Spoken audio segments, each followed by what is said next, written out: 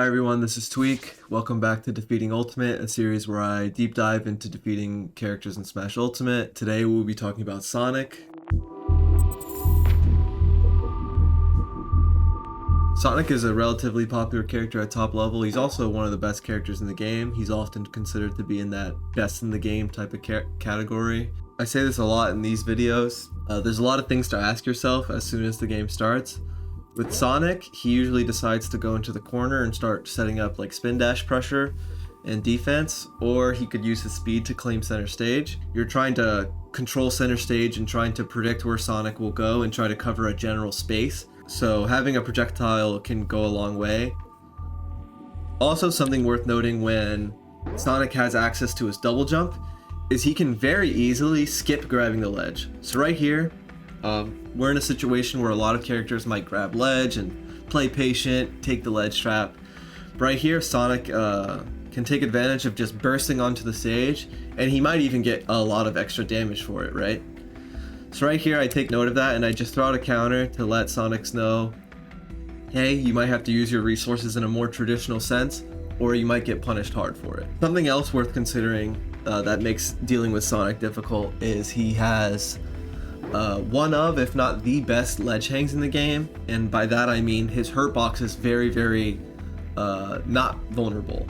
So you have to be careful with that. Staying patient and making sure you're not rushing your recovery and burning those resources too easily, and making Sonic's life easy to edgeguard you, because he's one of the best characters at edgeguarding in the game, if not the best at the moment. So I get reversaled here. So it's really important to make sure you're not too preemptive with trying to hit Sonic's recovery.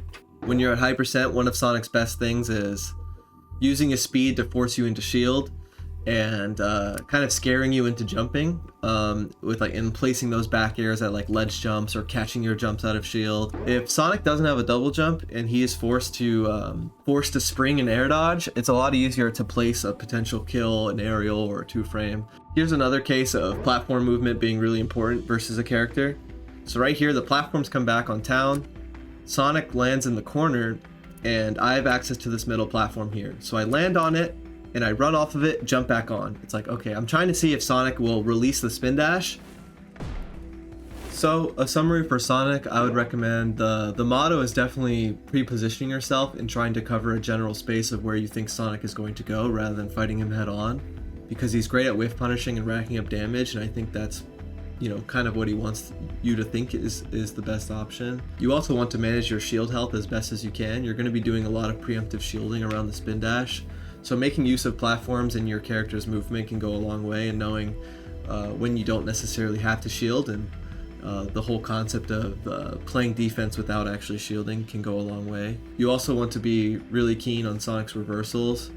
You want to be aware of homing attack after you like hit him out of his hit stun. You want to be aware of his ledge hang being one of the best. You want to position yourself for some of his reversals, like his quick forward air.